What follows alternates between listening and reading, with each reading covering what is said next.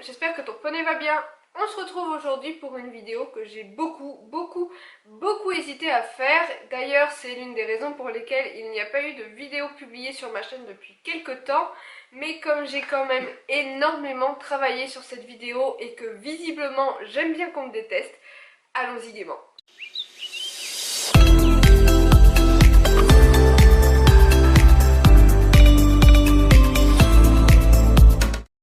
Il faut que je te raconte d'abord. Il y a quelque temps, je traînais sur YouTube et je suis tombée sur l'une de ces vidéos qui te budgétise l'entretien d'un cheval au quotidien quand tu en es propriétaire.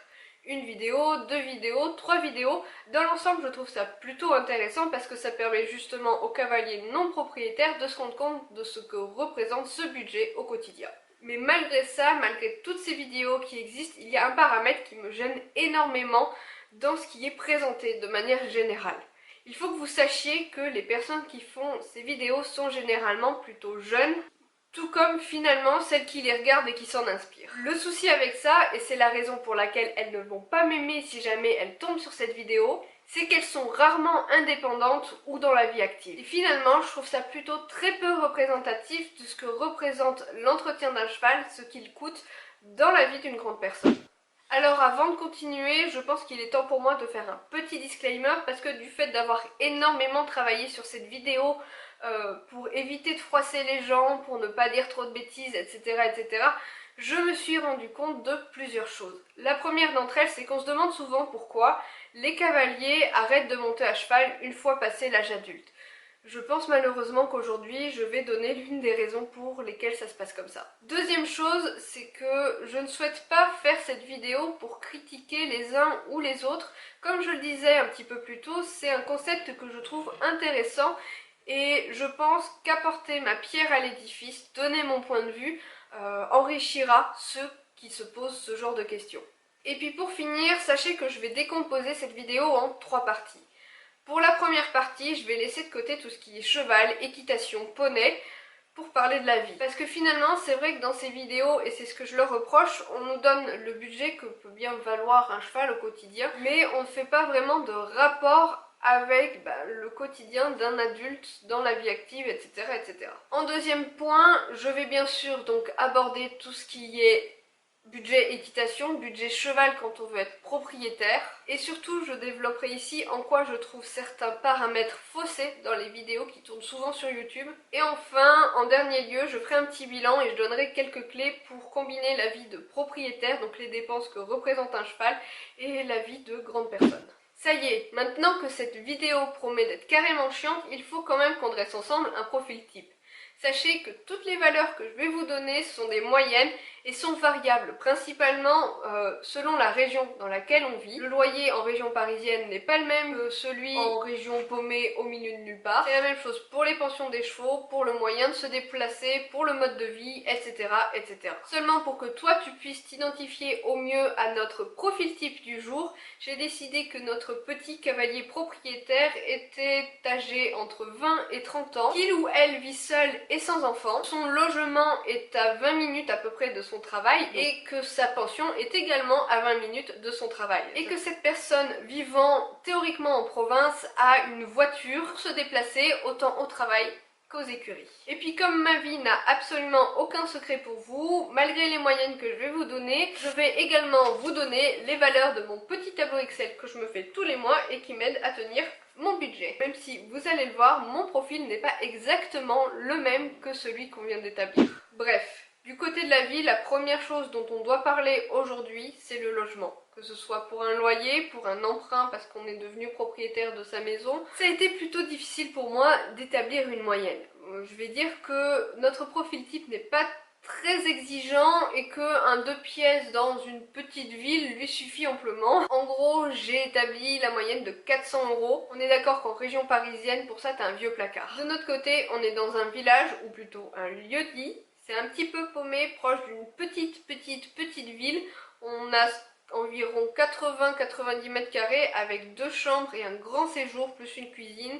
Et on a un petit jardin de 300 mètres carrés et on paye 580 €. Je pense qu'on a de la chance parce que c'est un logement selon moi qu'on ne paye vraiment pas cher. Ça, c'est l'un des premiers paramètres selon moi dans les vidéos qu'on voit beaucoup sur YouTube qui est faussé. Ok, la personne qui vit chez ses parents ou qui est en appartement étudiant, généralement financé par les parents aussi, n'a pas ces notions-là. Alors vous allez me dire, oui, mais toi, tu as l'air de vivre à deux.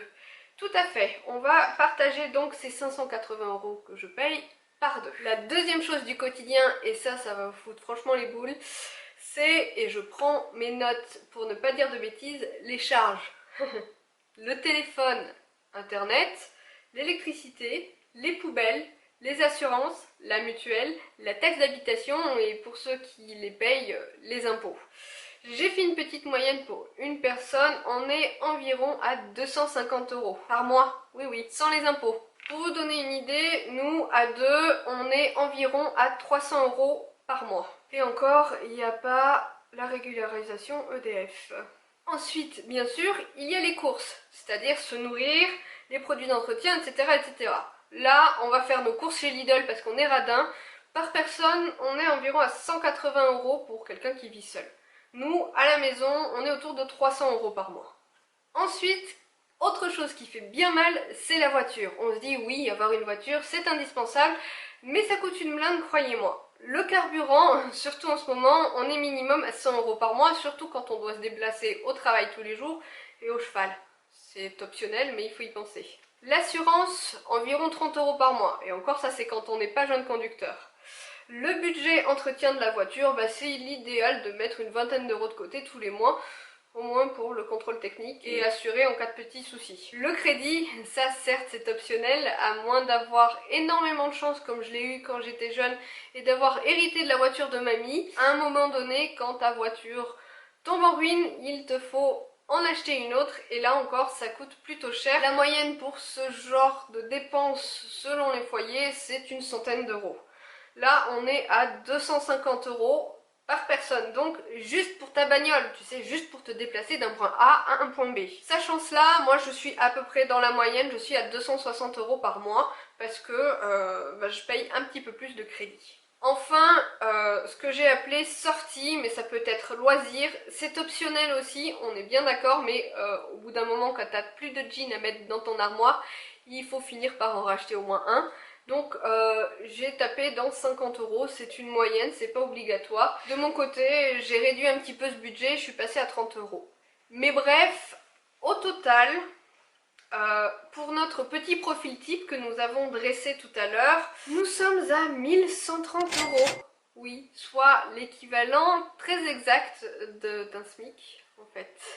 De mon côté, et c'est là que vous risquez de me critiquer un petit peu et de dire que je fausse complètement les paramètres, je suis à 910 €. Alors oui, quand on calcule sur mon petit post-it, ce n'est pas exactement la valeur que j'ai déclarée, mais à la maison, on paye chacun sa part du loyer et l'un paye les charges, l'autre paye la nourriture. Mais bon, c'est quelque chose sur lequel je reviendrai en toute fin de vidéo. Bon, allez, parlons de choses un petit peu plus fun, parlons enfin poney. Là aussi, je n'ai aucun secret pour vous, je vais vous dévoiler tout ce que je dépense tous les mois pour Elion. Et j'ai établi des moyennes, je vous expliquerai à peu près comment j'ai sorti ces chiffres-là. La première chose à laquelle on pense quand on est propriétaire d'un cheval, c'est la pension. Attention, là, j'ai pas mal de choses à dire. Bon, notre profil type est quelqu'un d'à peu près comme vous et moi, je pense, et veut le meilleur pour son cheval. Elle a choisi une pension paddock ou pré, parce que le mieux pour un poney, c'est de vivre dehors, et dans sa pension, l'idéal, c'est qu'il y ait au moins une carrière. La moyenne pour ça, à peu près 220 €. Stop!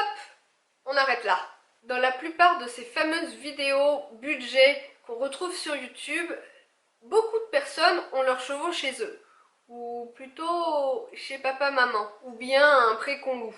Et rarement, dans les paramètres, elles nous mettent la valeur de ce pré, de ce terrain, même s'il appartient à leurs parents. Et puis si c'est un terrain qu'on achète, finalement, on peut largement mettre dans ce paramètre pension le crédit qu'on utilise pour acheter ce fameux terrain. Crois-moi, 220 € par mois pour un crédit sur un terrain, c'est pas cher. Si c'est un prêt qu'on loue, et là ça me paraît une évidence, il faut compter autant le loyer, l'installation des clôtures, de l'abri, l'eau, l'électricité, c'est-à-dire la petite pile qu'on va installer. Il faut aussi penser à la location ou même voire à l'achat des engins pour l'entretien du pré. Et si poney est chez papa-maman, eh bien crois-moi, papa-maman il paye plus cher pour avoir une maison avec un grand terrain pour y mettre tes bestioles qu'une maison plus petite avec moins de terrain.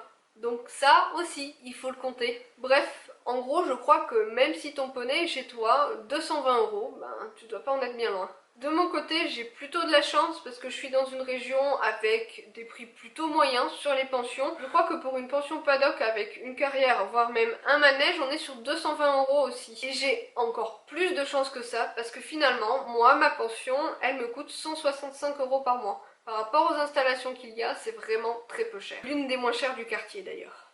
Côté soins maintenant, c'est-à-dire les trucs que tu ne peux pas sortir de ton budget. Et je ne parle absolument pas des soins d'urgence. On va avoir le veto avec ces vaccins, environ 70 € par an. Les vermifuges, autour de 80 € par an. Le dentiste, à peu près 70 € également. L'ostéo, à peu près 80 €. Le parage, 180 €. Et bon, si ton cheval est ferré, ça te revient beaucoup plus cher.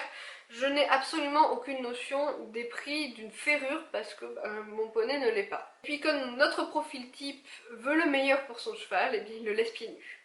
On est sur une moyenne étalée sur l'année d'environ 40 €. Moi j'ai compté à peu près ça, je suis sur une moyenne de 50 € parce que je paye mon parage une fois toutes les 8 semaines et que je le paye une blinde. Ensuite, j'ai fait une petite moyenne que j'ai appelée frais autres, c'est-à-dire l'assurance, la licence, la responsabilité civile de propriétaire d'équidés. Et là, je suis sur une petite moyenne de 25 € par mois. C'est basé sur ma propre assurance, ma propre licence, etc. etc. Je paye en moyenne une vingtaine d'euros par mois d'assurance pour Elion. Le dernier petit truc, c'est mon au cas où, 30 €, comme ça. Personnellement, dans mon au cas où, je l'ai remplacé par les compléments alimentaires tous les mois d'environ 20 €. Et enfin, notre profil type n'est absolument pas comme moi, il n'est pas dépensier, il est plutôt économe au niveau du matos. Et sa moyenne mensuelle est d'environ 30 € pour renouveler des choses ou se faire plaisir de temps en temps ou acheter ce dont il a besoin. Ah oui, j'oubliais, ça aussi c'est complètement optionnel, mais c'est pas mal quand même d'y penser, ce sont des leçons d'équitation à prendre avec son poney.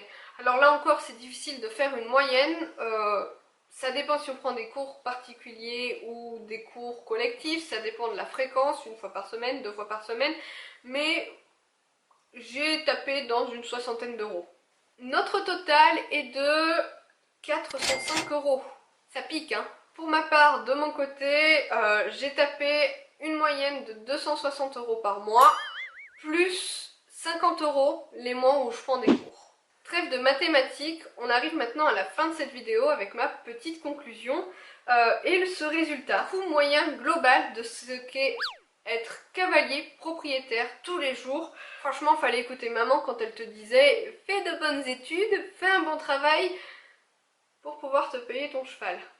Là, on a répondu malheureusement à l'une des grandes questions de pourquoi les cavaliers arrêtent-ils de monter à cheval arrivé à l'âge adulte. Alors certes, être propriétaire, c'est pas une obligation. On peut être demi-pensionnaire, on peut continuer de monter à cheval en étant cavalier de club, mais je pense que devenir proprio de son propre cheval, c'est l'un des rêves de bon nombre de cavaliers. Et qu'est-ce que ça peut être frustrant, je pense, de ne jamais le réaliser. Je sais que personnellement, si je n'avais pas eu la chance de pouvoir prendre Elion, j'aurais sûrement arrêté de monter. Et qu'est-ce que je me serais sentie riche. Alors oui, il existe des solutions pour essayer de combiner les deux budgets en dehors de vouloir se convertir au cyclisme. Mais pour finir, vous pourriez très bien me dire aussi, oui, mais toi, les paramètres que tu nous donnes ne te concernent absolument pas puisque tu vis en couple et que certaines données sont divisées par 2. Et c'est un petit peu aussi la leçon que je veux donner dans cette vidéo. Si tu as la chance d'avoir tes proches qui te soutiennent d'une manière ou d'une autre dans ta passion, ça peut très bien être des amis qui soient très conciliants. Si tu leur dis non, pas ce mois-ci, je vais pas au ciné, j'ai pas les moyens, ou bien tes parents qui ont ton poney chez eux ou qui te payent une partie de la pension, ou même une partie de ton loyer, ou finalement simplement du matériel à Noël, ou bien la personne qui partage ta vie et qui est très conciliante, sachant que tu dépenses autant d'argent juste pour ta passion, eh bien j'ai envie de te dire que tu as énormément de chance. Je l'ai dit en début de vidéo, la plupart des personnes sur YouTube qui sont propriétaires sont généralement jeunes, et personnellement, quand j'avais leur âge, la personne qui m'a financé mon équitation à 99%, c'était ma grand-mère. Et bien sûr, pendant toute ma jeunesse, pendant des années, j'ai demandé un cheval, comme tout le monde, et sa réponse a toujours été « tu auras ton cheval quand tu t'assumeras ». Aujourd'hui qu'elle n'est plus là, je me rends compte que j'avais malgré tout énormément de chance. Vous aussi finalement, vous avez cette chance d'avoir ces personnes qui vous ont permis de vivre votre passion au quotidien. Et donc on en arrive là. Cette passion nous prend énormément de temps, énormément d'argent, on vient de s'en rendre compte. Et soit on s'en défait, soit on apprend à s'entourer des bonnes personnes. Et j'imagine que si tu regardes cette vidéo, t'es plutôt dans le second paramètre. Je vais conclure là-dessus. Je fais plein de papouilles à ton poney. Je te demande exceptionnellement d'embrasser pour moi cette personne ou ces personnes qui savent te soutenir et soutenir ton poney. Et je te dis à très bientôt dans une prochaine vidéo.